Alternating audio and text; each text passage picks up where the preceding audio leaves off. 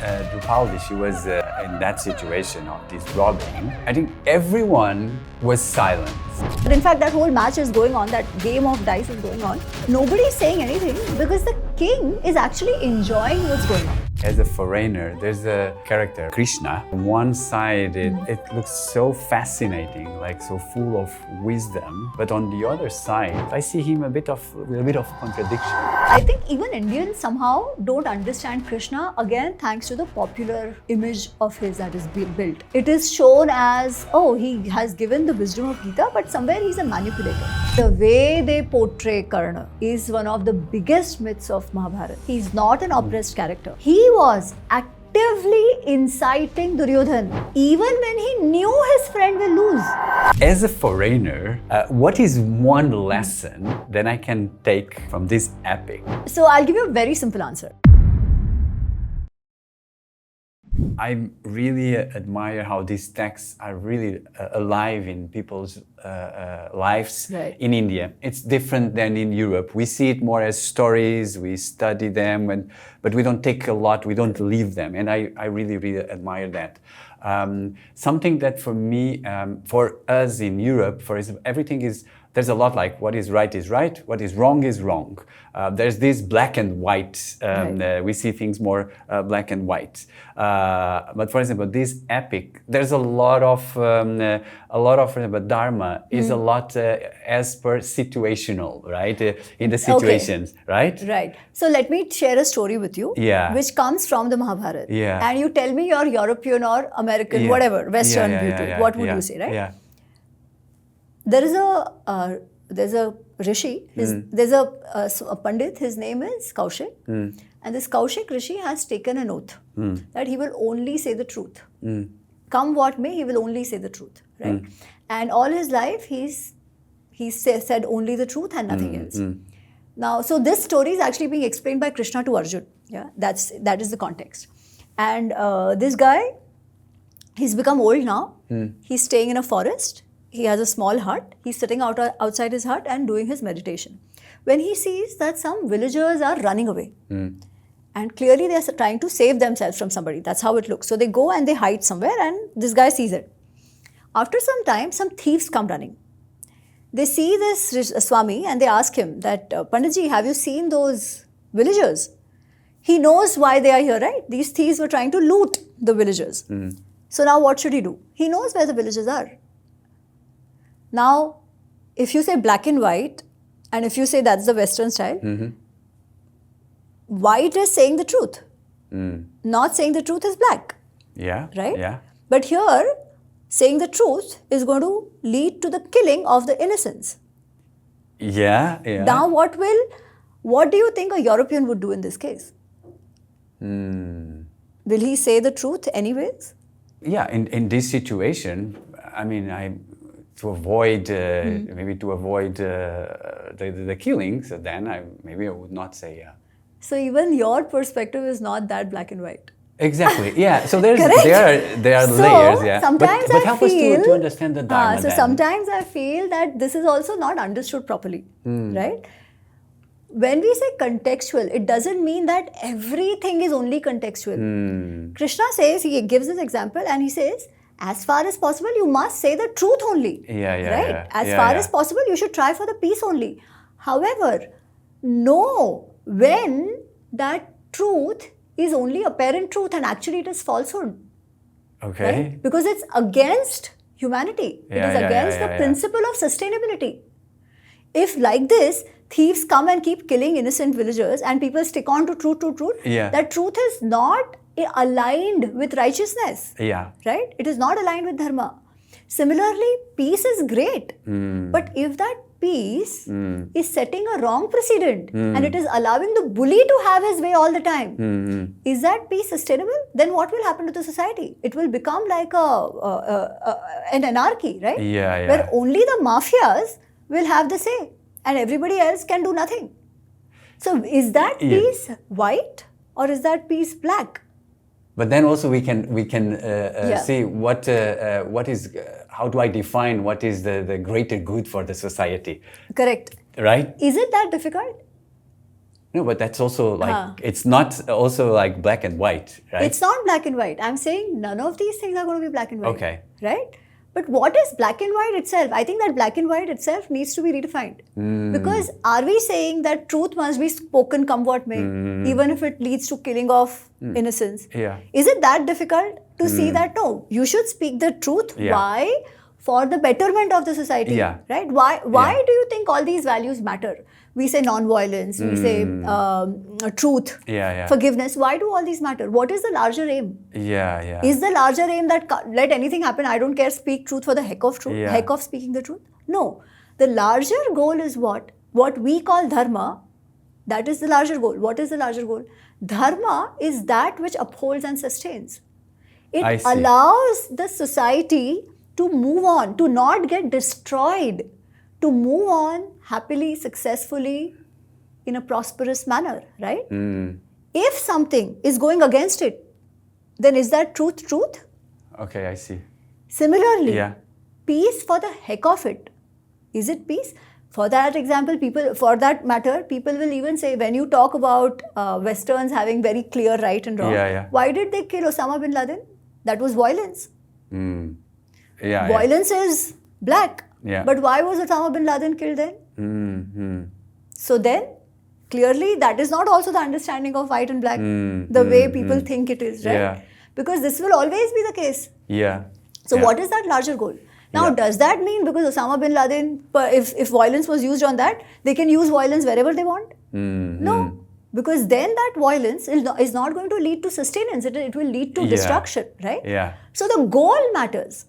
Okay. And that goal actually defines what is white and black. Which actually defines what is virtue and what is vice. I see.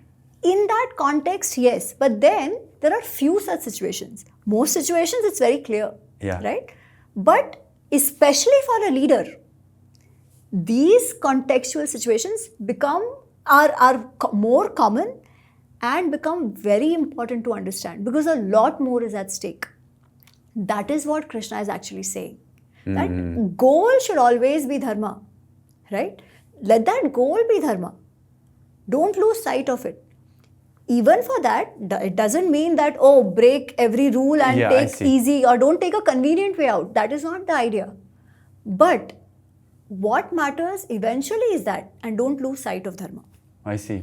Yeah, I really like it. I see. So it's important you follow your dharma at the individual level, but also at society level, at the leaders, and then you will take decisions, right? And what I like about all these books, these epics, is that they show us how decisions are sometimes are difficult, and they help us to take better decisions through the stories or the different characters, right? And absolutely. That's and if we want to take the right lessons, then we should know it for what it is. Exactly. Rather than the fiction around it. And to be honest, you helped me that in terms of understanding in each situation there's different layers. And if you don't go inside the layers, then you get a very superficial choice or decision. So that's why I like the conversations with you, such as this one. As a foreigner, what is one lesson that I can take from this epic that I can implement in my life? So I'll give you a very simple answer. I've been talking about dharma all the time. Right? So the one thing which is coming out from both the epics is dharmo rakshati rakshitaha, which basically means one who takes care of dharma, dharma takes care of him. But what is dharma? One is the sustainability definition and all that I'm giving you. But let me simplify it even further. Again, something which Vidur says. And Vidur explains what is dharma. Very simply, how do you understand dharma?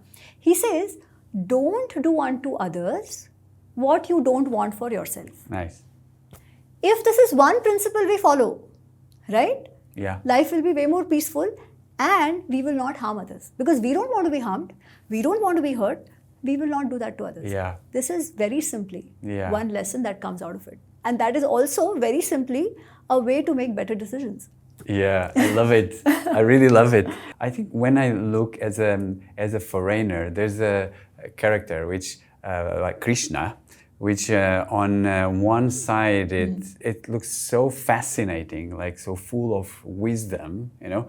But on the other side, there's also this side where during the war, it took a little bit of a gray decisions. So I see him a bit of contradiction, right. And I would like to ask, like, how do you personally see this contradiction? See, Krishna is related to both Kauravas and Pandavas. Yeah. He's a cousin of the Pandavas. Exactly. And obviously he's on the side of the Pandavas. First, we should know that. He's on the side of the Pandavas, one, because they're righteous. But he doesn't take their side. Arjun chooses him. Okay. How does it play out? Of course, the Pandavas have to go through 13 years of exile. Yeah. Right? At the end of the exile, negotiations begin. Because even after the Pandavas going through the exile, Duryodhan refuses to hand back their kingdom to them, which was the clause. It was said that you do 13 years of exile, you come back, we give you your Indraprastha back. But Duryodhan never intended to. So he doesn't want to. But still the negotiations are going on. So at that time, of course, his sympathy is with the Pandavas because he knows they are on the right side. They have never done any harm to Duryodhan or anybody else. And even the way they rule their kingdom, very righteous. However, you don't go because it's not your fight, right? You don't go where you're not invited. Hence, both the Kauravas and Pandavas are out getting friends. You don't assume support. You have to ask for it. So with Krishna, it so happens that both of them, Duryodhan and Arjun, they go to Krishna to seek support. And as things turn out, both of them reach at the same time. So when Krishna is sleeping, and Duryodhan enters his chambers, sees him sleeping, and he sits by his pillow. Arjun enters. He sees Krishna sleeping, and both of them just keep quiet. Duryodhan and Arjun keep quiet, and Arjun sits by his feet. When Krishna wakes up, he sees Arjun first, and then he sees Duryodhan, and he's like, yeah, tell me, what brings you here? So they say that we want you on our side in the war that is going to happen. Krishna says, you both related to me, so I have to help. And both of you have now asked for my help at the same time, right? So I have to help both of you. If somebody had already asked and he had committed to, then the other person wouldn't get anything. But here both of them have come at the same time. So I have to help both of you. On one side is my army. Okay, that Narayani Sena, it is called. One Akshahuni Sena was about 2.6 lakh people. Okay. So he says on one side you have this Sena. On the other side, it's me. So either you choose the Sena or you choose me. Also, I will not fight the war. I will not pick up weapons in the war. Okay. So tell me what you want to choose. And he says Arjun is the younger one. So I give Arjun the chance first. And I saw him first. And Duryodhan is like, oh my God, what is he going to choose, right? And Arjun doesn't even take a second. He's like, Krishna, I choose you. Krishna is like, oh, are you sure? He's like, yeah, I choose you. So Duryodhan will behave like, oh, okay, fine, I don't get you, but I'll be happy with the Sena. And then he goes out and he's taking a sigh of relief that, thank God, what a fool is he, right? One, Krishna, what would I do with him? He's not even going to fight. So he is very happy that he got a good deal because that's the deal he wanted, right? And Arjun made it easier for him because to ask that would be difficult. Arjun made the bad choice according to him at that point. What I'm trying to say is that Krishna was on the side of the Pandavas because they chose him. Not because he is a god and he just decided to be on their side. Right? Even God just doesn't come on your side unless you seek him. Now, once you seek somebody, it becomes very important that you also listen to him. At least listen to his advice, right? There were times during the war when Krishna is not happy with certain actions of Arjun and he literally scolds him. He tells him all sorts of things. But Arjun doesn't snap back and say, oh, how dare you? Because it's not as if there was no good advice on the side of the Kauravas. There was good advice there too. But every time anybody gave a good advice, which Duryodhan did not like or Karna did not like, they would just snap back. And they would always say, oh, you guys don't know anything. You guys are not talking in our interest. And they'll insult everyone from Bhishma to Dronacharya to everyone who had anything good to tell them. Yeah. Anyways, but your question was about the character of Krishna. Now, I just told you how Krishna comes on this side. Not just foreigners. I think even Indians somehow don't understand Krishna, again, thanks to the popular image of his that is built. It is shown as, oh, he has given the wisdom of Gita, but somewhere he's a manipulator. Yeah, right? Exactly. Who's manipulating his way for victory, not fighting the way he should. Yeah. Now, is that true? Absolutely not. Because if that was the case, why would he say, let's first, we all have to negotiate? Of course, the Pandavas also want that, right?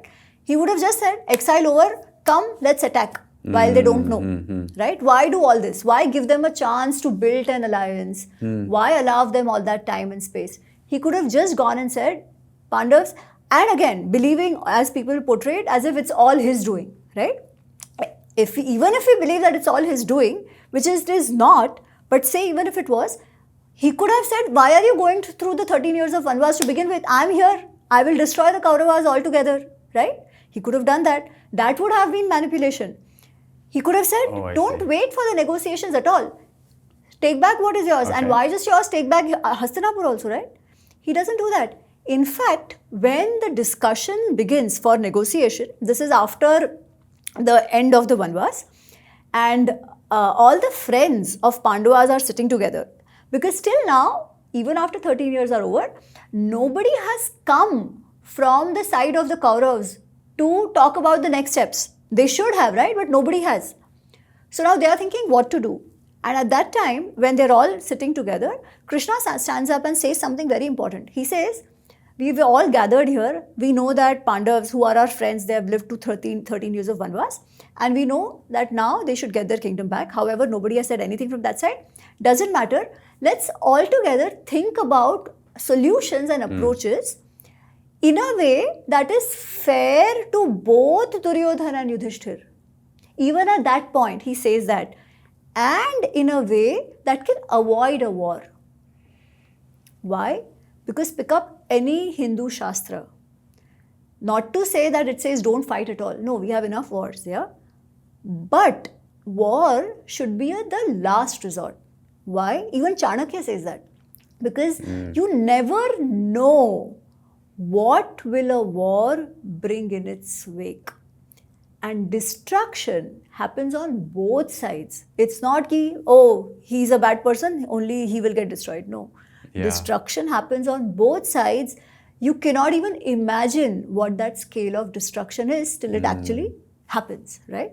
Hence, war is always considered a last resort. He's not saying, no, let's go destroy everything. He's not saying that. He's saying, let's be fair to Yudhishthir and Duryodhan. Forget what has happened. Yeah. Don't forgive, but forget. I mean, don't bring that in now.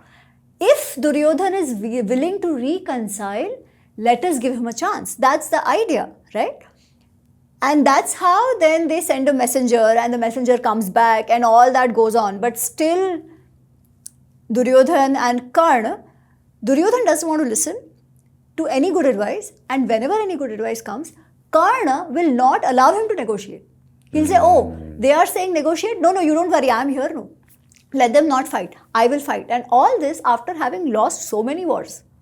He had run away from the Gandharva war. He had lost the Virat war, right? In front of Arjun. But still he's like, oh, you don't worry, I'm here.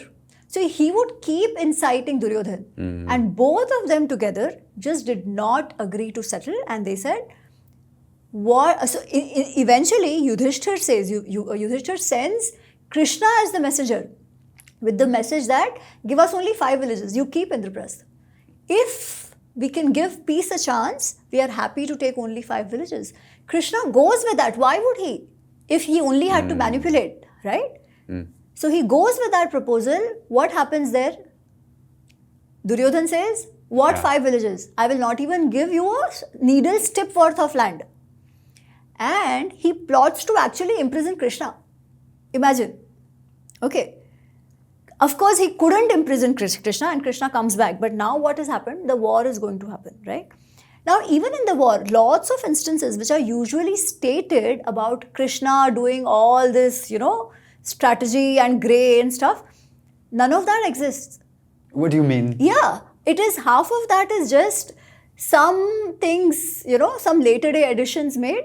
But otherwise, if you see the war, it is not as if he's plotting grey ways to go around and killing people. That's not the case.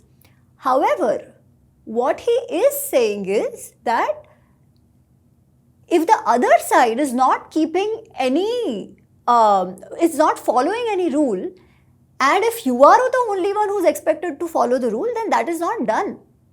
That is as simple as that. It is not as if he starts breaking the rules. For example, generally they'll start with, Bhishma Pitama, see how he was killed. Mm-hmm.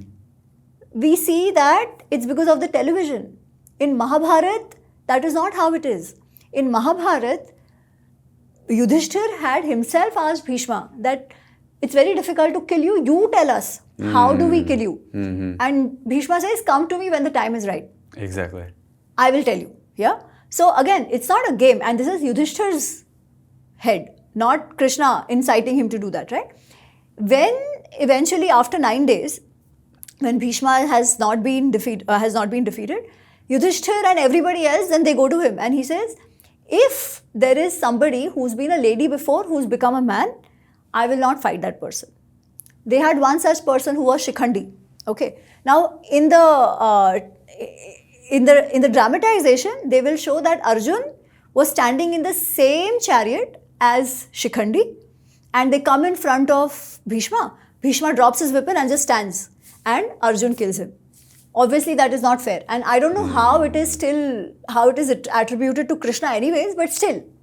Okay. Exactly. They make it show as if it's all Krishna's idea, which first of all it wasn't. But even otherwise, that is not how it happens. Shikhandi is a warrior in his own right. He has his own chariot. Arjun is a warrior in his own right. He has his own chariot. What they say is, Shikhandi, you challenge Bhishma, because they think Shikhandi will be able to defeat him. But Bhishma is one of the greatest warriors, right? So, Shikhandi is not good enough to defeat Bhishma. And Bhishma just avoids him. He doesn't drop his weapons. He's fighting. He is just not responding to Shikhandi. He's fighting with everybody else. He's trying to bypass Shikhandi and fighting with everybody else. When they see that, that is when Arjun, everybody else encourages Arjun to fight. And then Arjun starts fighting. How? From, say, if this is Shikhandi, he will start fighting from here. So he's still fighting and Bhishma is responding. Bhishma has not dropped his weapons. But probably it was a little difficult because Shikhandi was somewhere in the way, right? But he has not dropped his weapons. It was eventually after Arjun has hit him enough that he drops his weapons and eventually falls. So even that portrayal is wrong. Okay. Now they say, what is the other thing? They say, this thing about Karna.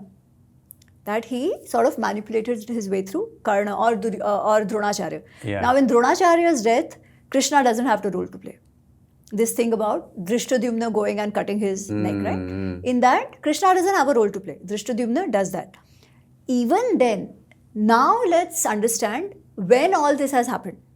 Killing of Drishtadyumna, killing of Dronacharya, killing of Karna and killing of Duryodhan, which are considered grey. Now I'll explain all of that, right? Yeah. So Bhishma I already explained, it really wasn't grey in that sense, right? And as far as breaking rules goes, as far as righteousness goes, what was it that Duryodhan had done? By disrobing of Draupadi and by setting up a trap for them, or by refusing to give back Indraprastha to them. Was it following the rules? Have they followed any rule all their lives? No. They have tried so many times, even before, to kill the Pandavas, right? It is sheer luck and maybe some Devanugraha, the grace of gods, that they survived. So rules, Kaurava side has never followed. Let us remember that, which has led to this war to begin with, right? I mentioned the Bhishma story. What is popularly portrayed, that is not how Mahabharata has it. And that is why I had to write the Mahabharata Unravelled. Okay. My first part of Mahabharata is lesser known facets of a well-known story. The idea was to debunk all these myths, to debunk the portrayal of characters which were from whom we actually have to learn, but we are not learning by imposing such labels on them, manipulator, this, that, yeah, discrimination, always angry, andhe ka putra andha, no control on her tongue. To debunk all that, I wrote the Mahabharata Unravelled, the first part of the book. So anyways, coming back to this. All other deaths have happened after the death of Abhimanyu. How was Abhimanyu killed? ठीक है, they set up a Chakravyuha. Chakravyuha is like a formation, is an army formation, which is very difficult to penetrate. Now, this was a war strategy, and you have to give it to Dronacharya, that he made a strategy in that way that Arjun was taken away. And then he made a Chakravyuha for Yudhishthir. Okay, because he knew Arjun and Krishna were the only two people who could penetrate. Nobody else could. So he sets that up. But on this side, there is one person who knows how to penetrate but not get out, and that is Abhimanyu. Yudhishthir knows that, so he tells Abhimanyu to take the lead. Anyways, in that war that happens, Abhimanyu, one, is very young. He's a young warrior. He is killed or he's attacked simultaneously by 6 great warriors because they are not able to fight him one-on-one. So all together, they attack him.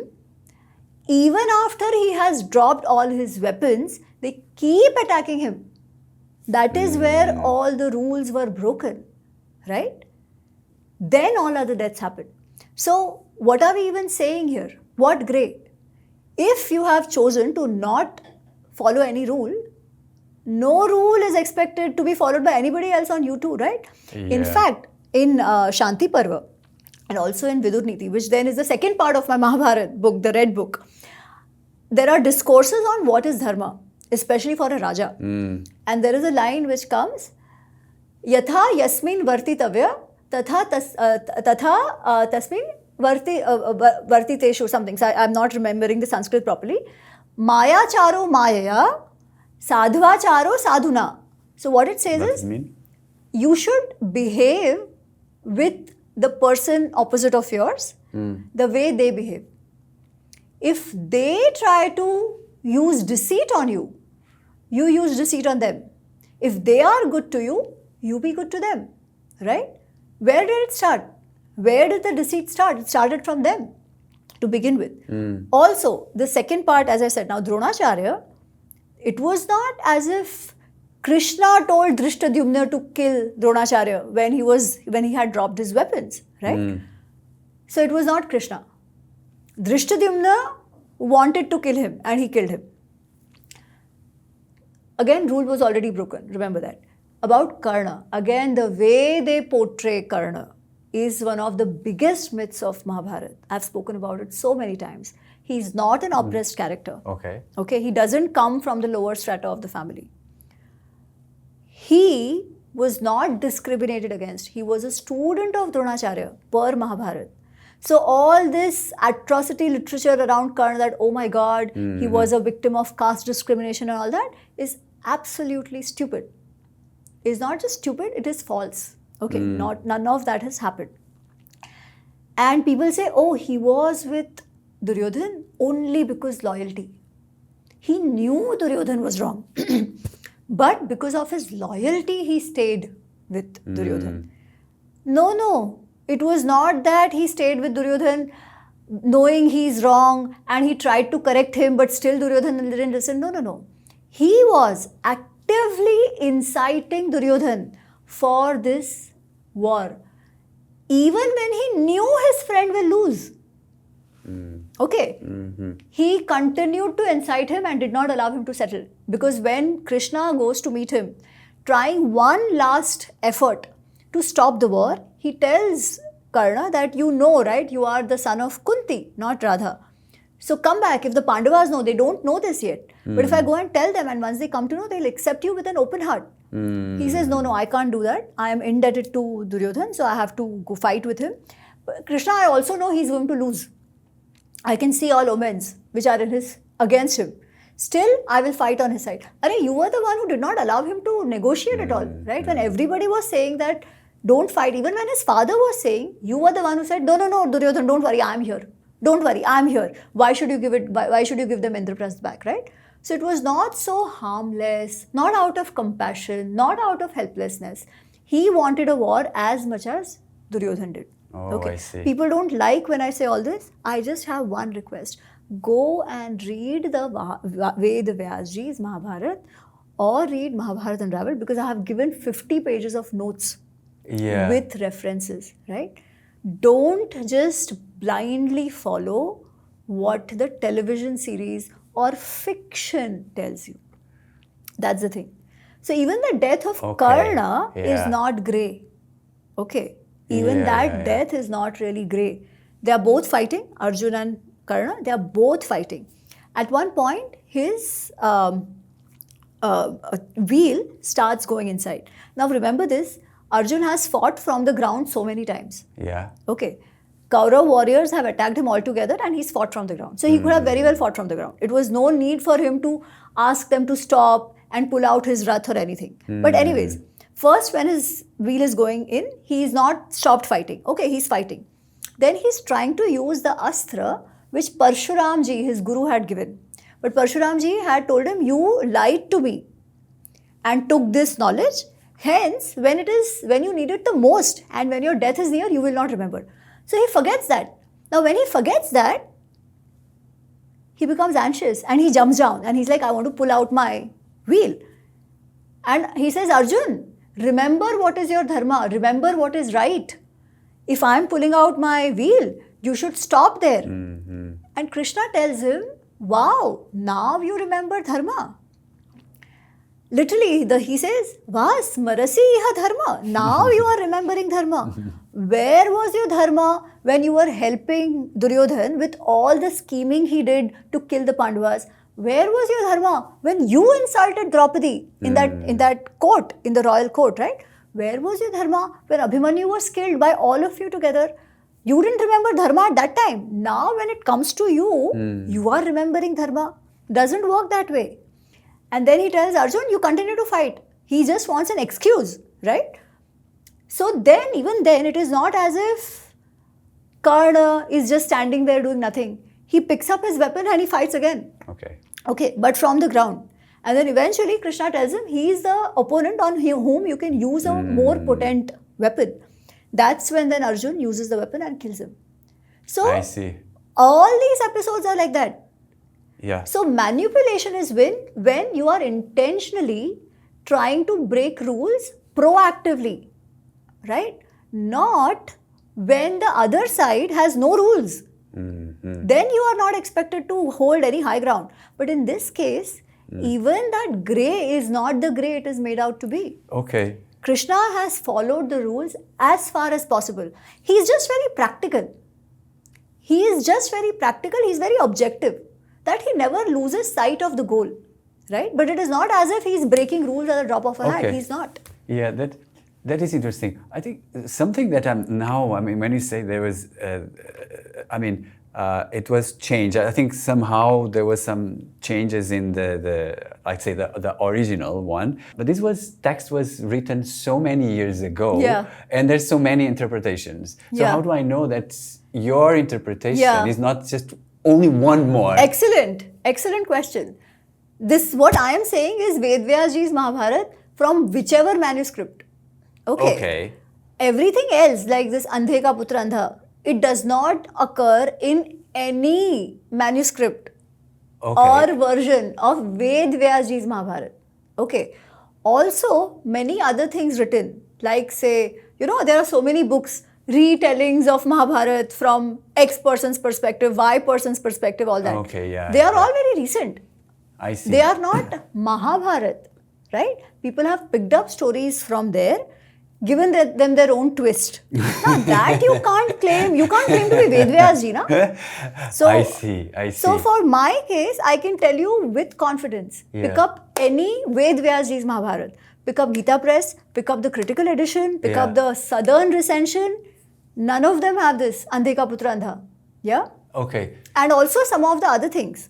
Yeah, like in some places, like the Jayadrath Vad, where Krishna is told to cover the sun and then open the sun, right? And that is also said, oh, that was great. Now in the critical edition, it's not there. In the Gita Press edition, it is there.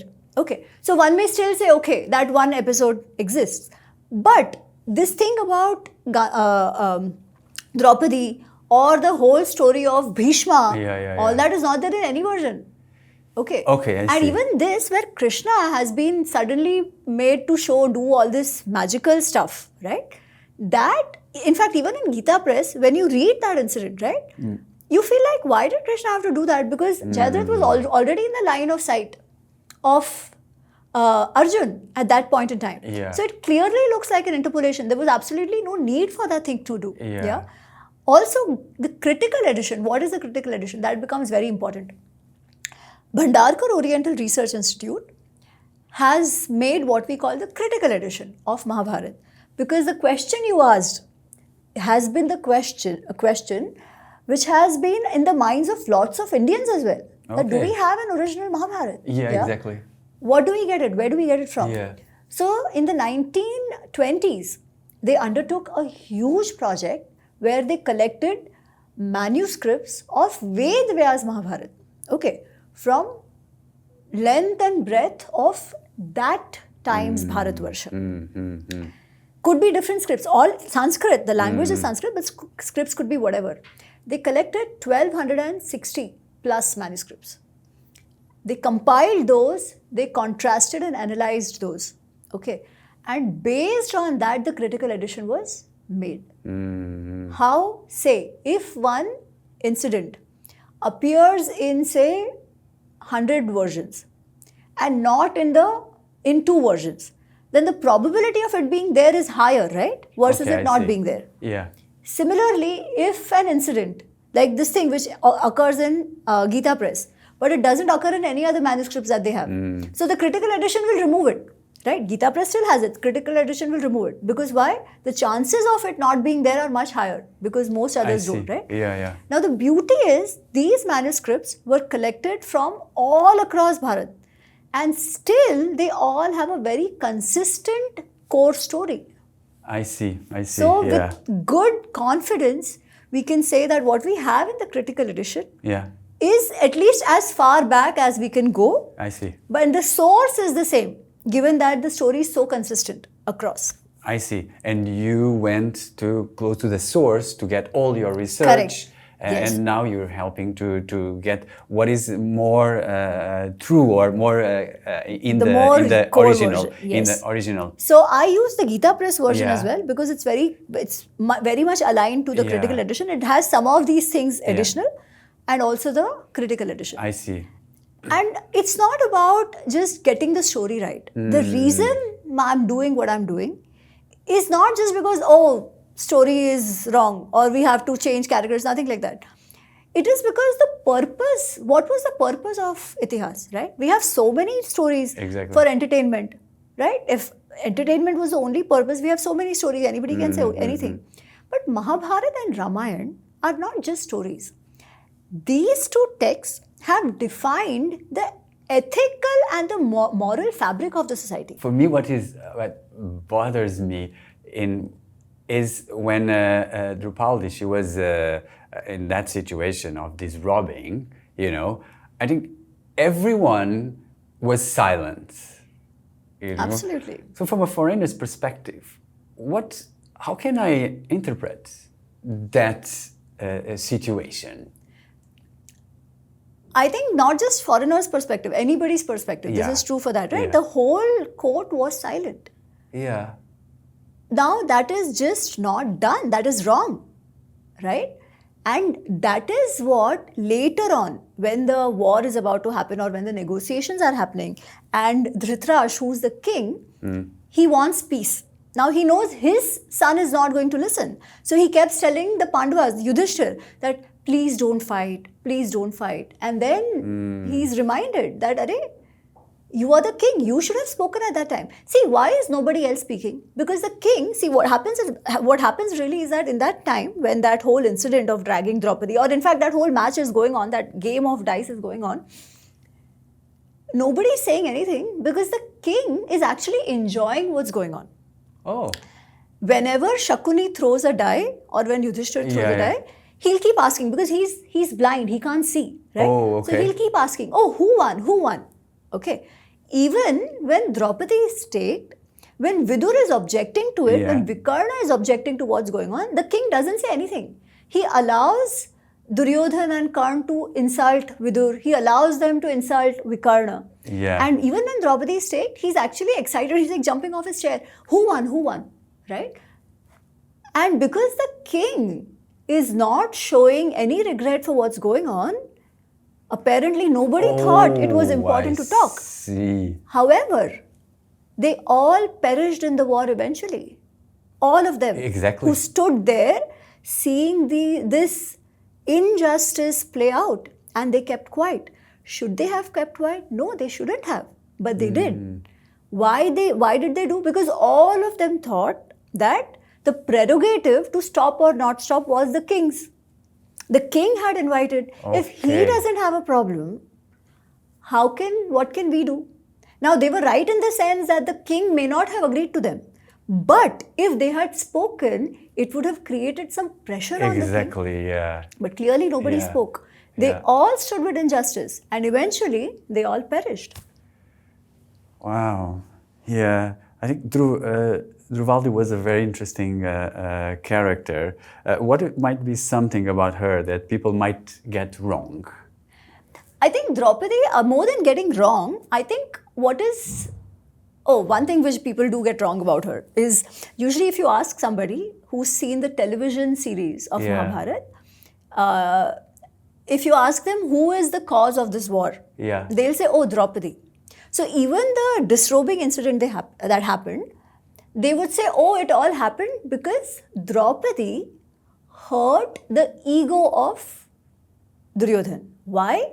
Because she said, Andhe ka putra andha, or a blind man's son is blind. Now, when does this happen? Just before the game of dice, when I told you, right, that Rajsuya Yagna was happening. So at that time, these guys had this very beautiful palace made, and that palace had a lot of illusions. So a floor would look like a floor, but it would actually be a pond. This guy doesn't realize, Duryodhan doesn't realize it's a pond. He thinks it's a floor, and he walks on it, and he falls inside the water. So people laugh. Okay, that is all there is in Mahabharata, nothing else. Nobody says anything. Clearly, if you fall, people will laugh, right? If I fall, you laugh. You fall, I laugh. So that's all it was. Duryodhan goes back and tells his father that I cannot see this prosperity of Pandavas and I need to see them. I need to take it away from them. I need to see them lose. That is what Mahabharata says. And this attitude of Duryodhan doesn't come as a surprise because he's doing that since they were youngsters. He's been trying to get after the Pandavas forever. Okay. However, in the popular narration or especially in the television series, they show that when Duryodhan falls, Draupadi laughs and says, see, a blind man's son is always blind because his father was blind. And that is why it is considered, or people just infer that she said it. Clearly, he was body shamed or whatever, right? Today it's become very woke. So, he was insulted by her. Hence, then to take revenge, he disrobed her. And to take revenge, they took over all this. And then eventually that led to the war. So, whose fault was it? The lady's fault. Yeah? But this is what popular narration has done to her. She was not like that. She doesn't say anything like that. And what is not so spoken about her is the role of Draupadi when she was the queen of Indraprastha. Indraprastha was their kingdom, right? Yeah. Usually people only talk about this incident, or they'll talk about, they'll pity her that, poor lady, she went through all that humiliation. Or they will talk about how she wanted revenge afterwards. Yeah, she obviously wanted revenge, but not how it is portrayed. In the popular narration, it is portrayed as if she left her hair open and she said that only if I can wash my hair with the blood of Dushasan, who's the younger brother, who tried the disrobing. It didn't happen, but who tried the disrobing, Dushasan. Only if I can wash my hair with his blood, will I be happy and I'll tie my hair. So either they cast her as somebody who had no control over her tongue, or somebody who's always wanting revenge, angry, or somebody pitiable. She was none of that. She's such a graceful lady, such a strong, empowered lady, and nobody speaks of that side of hers. So even this part where that revenge, I want blood, it's not there in the Mahabharata. It is one of those things which comes from some drama.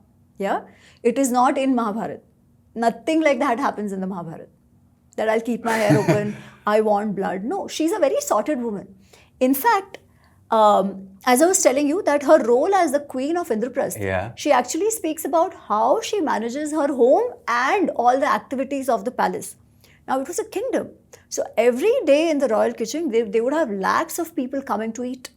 Now, if you have to prepare food for so many people, clearly you need that many helpers, right? And all other aspects that are to be taken care of.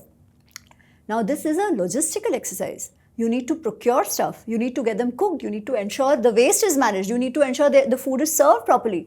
You need to ensure the menu doesn't stay the same every day. All of that, right? So she says we used to have lakhs of people. 1 lakh is about 100,000 people who would come every day. And for that, we had thousands of helpers. I would do the entire project management. Like, I knew whether the work was done or not done. I knew who did how much work. I also knew if the helpers had eaten or not eaten. So I would take care of all of that. She says, beyond this, she says that the treasury of the Pandavas, it was immense. Not even the brothers knew how much our treasury was. I was the only one. I knew what was our income. I knew what was our expenditure. I knew the assets we had. When Yudhishthir went out on his expeditions, lots of people would go with him, horses, elephants, gifts would be sent. I was the one who would manage all of that. And when he would come back, I was the one who would again manage all of that. So if you see, she is like a CFO of Indraprastha. Yeah? Not a lady who needs to be pitied. Not a lady who was always harassed. Not a lady who was foul-mouthed or always angry. No, not at all. Even in that episode of the disrobing, how did it all change? Clearly they were all lost, they had all become slaves, right? Then what changed? So again it was her, because this whole thing happened, the whole farce of disrobing that was done, it did not succeed, but it put everybody to shame, especially Dhritarashtra, yeah? And at that time, when this happened, Bhim becomes very angry and he says, I take an oath that I will kill both you and Duryodhan and Dushasan.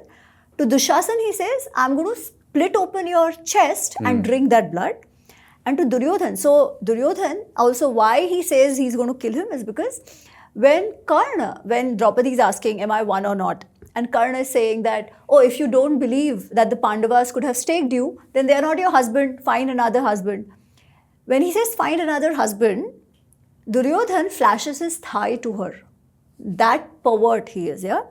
Duryodhan, she's his sister-in-law. Yeah.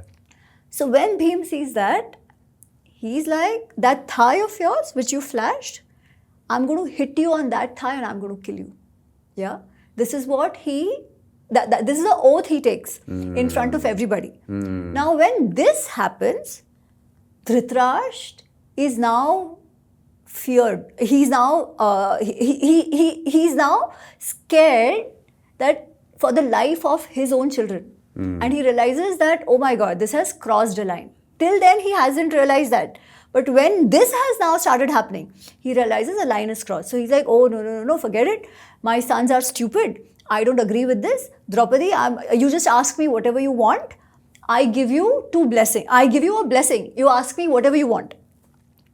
So even in that, she could have said, oh, give me everything back. Anything she could have said, right?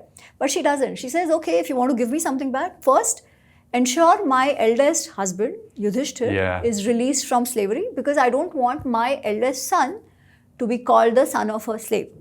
He says, okay, ask me anything else you want. She says, okay, release all my husbands from slavery. So for them, it has been a polygamy. It's a polyandry setup.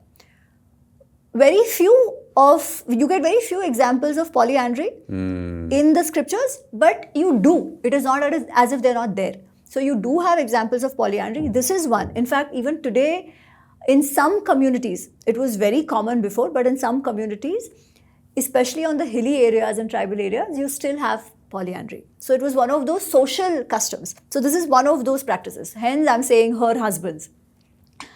So she says, release all my husbands from slavery and ensure they get back their weapons. He's like, okay, ask me whatever you want. What else do you want? She says, I know my boundaries. I am a wife of a king. I'm a wife of 5 warriors. I know that I'm allowed only 2 gifts, which I have asked of you. Now, whatever else is to be taken back, our kingdom or anything, that is not my job. I have full trust in the ability and valor of my husbands to take back what is rightfully theirs. I cannot cross my boundary.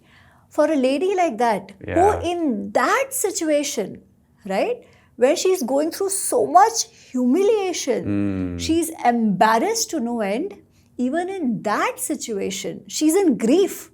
She does not forget where her boundaries are. You think such a woman would say something so trivial? No, she can't. She doesn't. So one of the things not known about her, or rather wrongly known about her, is the blind man's son is blind. But what people don't know about her is the graceful character she has, what a graceful lady she has, and the fact that she was not just a trophy queen. She was very beautiful, but she was not just a trophy queen. Okay. She actually managed the finances and the operations of Indraprastha. Wow, I really like when you give a different perspective, and I see where you're coming from. You did so much research, and how did your life change because of all the research that you did? One very practical change has been what I do now. I used to be a business consultant, going around places, traveling, corporate life. So this has brought me here, writing books. What about at your personal level? I was so fascinated. Personal life, I think I have been pushed to think about a lot of things. Like whenever something comes in front of me, right? Initially, it was easier to rationalize it away. Not that I don't do it now, but now when I rationalize it, also I'm aware that I'm rationalizing it. Oh. Yeah. So with that responsibility that I'm rationalizing it, at least I'm not lying to myself. I'm still doing what I'm doing. Okay, I'm not saying that I've achieved some sort of, I don't know, sense control or whatever. Because other thing which comes out of these epics is that whatever decision you take, you will face the repercussions of it, good, bad, whatever. Yeah. So how do you take good decisions if you are objective, clear in your head, when you can actually think about, I don't want to do unto others what harms me, right? That requires clarity of thought. When does that clarity of thought come? When your mind is quiet, when your mind is under your control. When does your mind come under your control? When you are even otherwise self-disciplined and your mind knows to live in discipline, right? How does that happen? It takes a lifetime. So I'm not saying I have gotten there yet, but I'm at least aware. The first step is awareness. Even if, say, I know I shouldn't be eating that and I'm eating it because I can't control it. I want to eat it. I'm saying, I'm doing this wrong. I'm not lying to myself, it's okay. So that rationalizing is also with awareness. I don't know if it helps, but Super nice. And is there any part of the epic that you still today you feel uncomfortable within your own values or beliefs? The question I started with. So we start with that, we end with that. I'm just stunned that nobody stood up when all this was happening. I mean, come on, how can you be so servile, one? And second, how can you not have, it should come naturally to you when something so wrong is going on, right? So how can you not talk? So Vidur and Vikarna, I have immense respect for them. But that scene, it still makes me unhappy and nervous. That why? Why did you guys not speak? So that's the thing. But well, such is life. Very good. Well, I think thank you. I've been enjoying our conversations. You helped me, to uncover the beauty of the epics in India, but also to help me to go think. Whenever there's a situation, there's more layers. So think about it, think through it, and don't forget your dharma. That's what I got from you. Thanks to Krishna. Krishna Arpanamastu. Thank you. Thank you so much, Amy.